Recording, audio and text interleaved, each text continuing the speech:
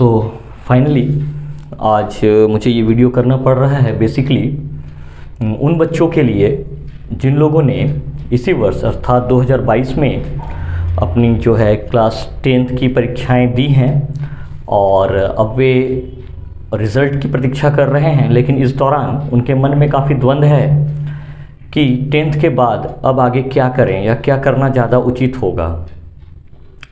तो क्या करना ज़्यादा उचित होगा नहीं होगा, इसको लेकर के काफ़ी बच्चे या तो कंफ्यूज हैं या फिर वो मिसगाइडेड हो रहे हैं। तो उसी के रिगार्डिंग मैं बस कुछ सलाह, कुछ सजेशन, कुछ टिप्स जो हैं आप बच्चों के मध्य जो है मैं रख रहा हूँ। कुछ पेरेंट्स के लिए भी ये बातें मैं कहूँगा। तो पहले तो मैं ये कहता हूँ कि जैसे ही हम लोग 10th देते हैं तो हम लोग एक नए जो है एक चैलेंज को स्वीकार करने के लिए तैयार हमें रहना पड़ता है।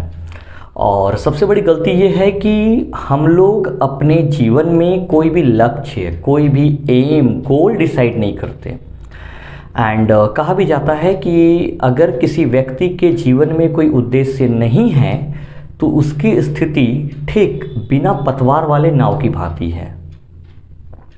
क्यों? क्योंकि हवा का झोंका जिधर बहा कर ले जाए आप उधर ही चले जाते हैं, परंतु आपकी दिशा क्या है, आपका गंतव्य स्थान क्या है, ये ना आप जानते हैं और ये ना ही आपको पता है। ऐसी स्थिति में या तो आप गलत जगह फंस जाते हैं या आप पूर्ण रूप से मिसगाइडेड हैं। तो मैं सबसे पहले अभी मैं सारे कोर्स में बोलूँगा कि आफ्टर 10th हम कर क्या सकते हैं। आफ्टर 10th बेसिकली हम लोग कर क्या सकते हैं, करते क्या हैं। तो आफ्टर 10th सबसे पहले हमारे मन में जो बात आता है, जो चिंता भावनाएं हम करते हैं, वो ये है कि हम आर्ट्स लेकर पढ़ाई करेंगे, साइंस लेकर के या फिर कॉमर्स लेकर के। इसके ऊपर पर मैं थोड़ा बोलता हूँ, उसके बाद मैं बाकी के कोर्सेस पर आऊँगा कि क्या करना चाहिए क्या नहीं। ठीक है, तो सबसे पहले मैं बोल दूँ कि अपने आप में ये तीनों ही विषय जो है, तीनों ही स्ट्रीम एक्चुअली अच्छे हैं, खराब कुछ भी नहीं है। पहली चीज़, इस चीज़ को ध्यान रखिएगा। ऐसा नहीं है कि आर्ट्स वाले स्टूडेंट्स का वैल्यू नहीं होता, साइंस वालों का ज़्यादा वैल्यू होता है, कॉमर्स वाले और ज़्यादा नहीं।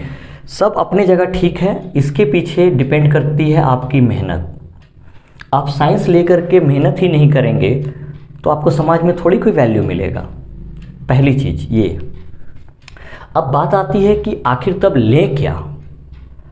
तो देखिए, मैं 3 चीज़ें बोलता हूँ हमेशा बच्चों को। इसके पहले भी मैंने एक वीडियो बनाई थी, उसमें भी कहा था किसी भी स्ट्रीम को चुनने के पहले आपके अंदर जो पहली चीज़ जज होनी चाहिए, दैट इज़ योर इंटरेस्ट।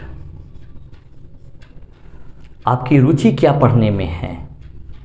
ठीक है, आप सिर्फ मैथ्स के भरोसे साइंस नहीं ले सकते हैं, आप सिर्फ हिस्ट्री के भरोसे आर्ट्स नहीं ले सकते, आप सिर्फ अकाउंट्स के भरोसे कॉमर्स नहीं ले सकते, क्योंकि आपको कॉम्बिनेशन सब्जेक्ट्स रखने पड़ते हैं। उसके बारे में भी मैं बोलूँगा ध्यान से। हाँ, इसके बाद आपका आता है फैमिली सपोर्ट।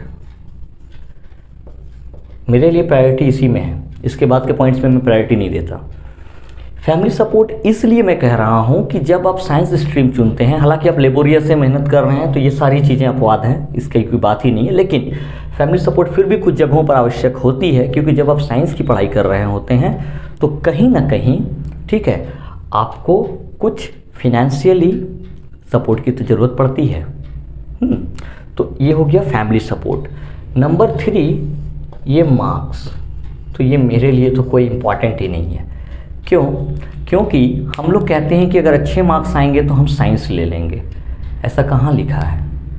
अगर हर लंबा व्यक्ति अमिताभ बच्चन बन जाए तो फिर तो हाइट की ही मिसाल दी जाएगी। तो ऐसी नहीं है कोई बात। आप मार्क्स को देख करके अपनी स्ट्रीम को डिसाइड नहीं कर सकते। आपका इंटरेस्ट, आपका लगन, आपका पैशन, आपका एम, ये चीज़ें होनी चाहिए। क्योंकि अच्छे मार्क्स आकर के फिर आप 2-3 महीना तो आपने बर्बाद कर डाला अभी। अब आप रिजल्ट की वेट कर रहे हैं, अच्छे नंबर आएंगे तो मैं साइंस लूँगा, ये नहीं। डिसाइड कीजिए। हाँ, ये ज़रूर है कि अगर नंबर कम आएंगे तो शायद आपको साइंस ना मिले। बस यही एक अंतर है नंबर का, और कुछ नहीं। अब यहाँ पर क्या अब और दिक्कत है?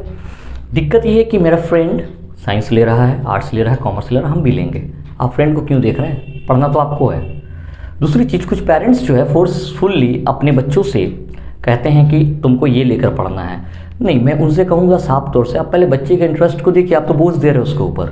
वो बच्चा साइंस ले लिया, सपोज वो सक्सेस नहीं किया, फिर आप क्या करेंगे? उस समय आप ब्लेम करते हैं तुम नहीं पढ़ पा रहा।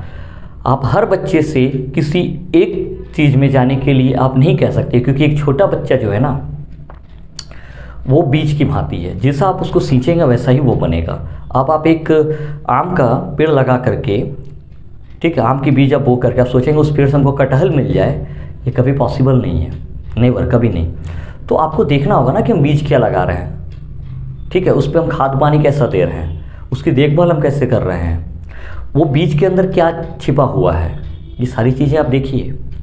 सिर्फ कह देने से नहीं होता कि आर्ट्स साइंस कॉमर्स, ठीक है, ये बहुत ही क्रूशल पार्ट है लाइफ का। यहाँ बच्चे आकर के डाइवर्ट हो रहे हैं।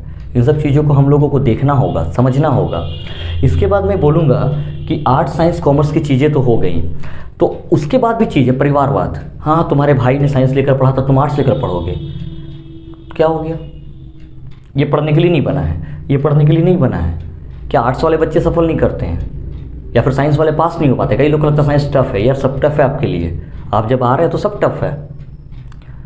तो मैं यही सजेस्ट करूँगा कि जिस चीज़ में आपकी इंटरेस्ट है आप उस स्ट्रीम को चुनें जिसमें आप बेस्ट दे सकते हैं to be success in life, ठीक है। अगर आपको सफलता प्राप्त करनी है, लेकिन अगर आपको डाइवर्ट होना है, दुविधा में रहना, यार मैंने क्या ले लिया, ये मेरे मम्मी ने कह दिया था, पापा ने कह दिया, दोस्त के साथ पढ़ गए, सर ने बता दिया, ट्यूशन टीचर ने बता दिया, ये ब्लेम्स छोड़िए यार।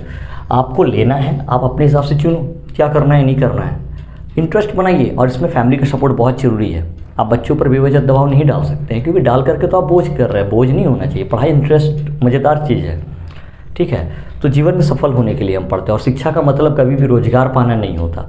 शिक्षा का मूल अर्थ है अपने अंदर के छिपे हुए भावों को विकसित करना, एक अच्छा इंसान तैयार करना, एक अच्छी इंसानियत वाले व्यक्तित्व को तैयार करना। पढ़े लिखे तो अनेकों लोग हैं आज हमारे पास। तो हम लोग शिक्षा को रोजगार और बेरोजगार शब्द से तुलना करते हैं। देखिए, रोजगार, नौकरी, पेशा ये अलग चीज़ है। ऐसा थोड़ी है कि पढ़े लिखे लोग भूखे मर जाते हैं, ऐसा कदापि नहीं है। हम पढ़ते हैं अपने गुणों को विकसित करने के लिए। तो इन सब चीज़ों पर आप लोग ध्यान क्यों नहीं देते? इन सब चीज़ों पर आप लोग ध्यान दीजिए, ठीक है। अब मैं कहता हूँ, जब आप आर्ट्स, साइंस या कॉमर्स चुनते हैं तो इसमें आपके दो विषय कॉमन होते हैं, that is Hindi and English, compulsory subject है। उसके बाद 4 आपके अलग अलग हैं। जब आप आर्ट्स में लेते हैं तो आपको बहुत सारे रेफरेंस अलग अलग स्कूल में, हिस्ट्री है, पॉलिटिकल साइंस है, जियोग्राफी है, इकोनॉमिक्स है, फिलॉसफी है, एजुकेशन है, सोशियोलॉजी है, and so many, environmental science, environmental studies, computer application, number of subjects are there. तो हिंदी इंग्लिश के बाद आप डिसाइड कीजिए। साइंस में हिंदी इंग्लिश तो आपके कंपलसरी है, then chemistry, physics, mathematics, biology, computer science and so many subjects. जैसे स्कूल उस तरह के सब्जेक्ट्स हमें प्रोवाइड होते हैं, तो स्कूल के हिसाब से आप लोग सब्जेक्ट चूज़ कर लेंगे। कॉमर्स में आपका हिंदी इंग्लिश हो गया, accountancy, business study, costing, taxation, economics है आपका, कंप्यूटर है, computer application I can say, EVS है, ये सारे सब्जेक्ट्स हैं। तो इसको आप कॉम्बिनेशन डिसाइड कीजिए कि आपको क्या पढ़ना है, ठीक है। ये सारी चीज़ें हुई। हाँ, अब इसके बाद बात आती है कि क्या हम ITI कर सकते हैं? ऑब्वियसली आप कर सकते हैं। क्या हम जो इसके बाद जैक्सपोर्ट डिप्लोमा कर सकते हैं? एकदम आप कर सकते हैं, कोई दुविधा वाली बात ही नहीं है। आपके अगर इंटरेस्ट उसमें तो उसमें जाइए। हाँ, कुछ बच्चे क्या गलती करते हैं कि इधर आर्ट्स, साइंस या कॉमर्स में उन लोगों ने नाम लिखवा लिया, रजिस्ट्रेशन करवा लिया और फिर वो ITI भी साथ में कर रहे हैं। तो क्या होता है, दो बोझ एक्स्ट्रा पड़ता है आपके ऊपर, और आप एक साथ तो कहीं सो नहीं कर पा रहे दोनों ना, एक ही कर पाइएगा। इसलिए एट अ टाइम एक चीज़ पर ही फोकस कीजिए, ठीक है। तो ये मेरी तरफ से एक सजेशन था, और मेरे हिसाब से लगता है अगर आप इसके हिसाब से चलेंगे तो मुझे नहीं लगता है कहीं पर भी कोई कठिनाई है, आपके अंदर कोई दुविधा होनी चाहिए। हाँ, जब आप कोई चीज़ ठान लेते हैं तो उसके अनुसार काम करना होगा, क्योंकि जब एक चीज़ आप टारगेट कर, जैसे एक धनुष पर जब आप तीर को लगा करके मारते हैं ना, तो जब वो टारगेट आपने सेट कर लिया और सामने एक दुश्मन है, तो उस तीर को निकलने के बाद आप नहीं संभाल सकते, बहुत दिक्कत होगा। इसलिए जब निकल गया तो मान लीजिए मैंने इसको ही टारगेट सेट किया था, यही मुझे अचीव करना है, तो रिग्रेट नहीं फील करना कभी। जो आप सब्जेक्ट लेंगे, जो आप स्ट्रीम लेंगे, उसमें सक्सेस करना है, कारण जो भी रहे, ठीक है।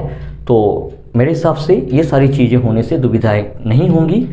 और ये खाली समय है, अगर आप लोग कंप्यूटर वगैरह सीखते हैं तो ज़्यादा अच्छा है, वो सारे कोर्सेस आप कर सकते हैं, ये सब आपके स्किल को डेवलप करते हैं।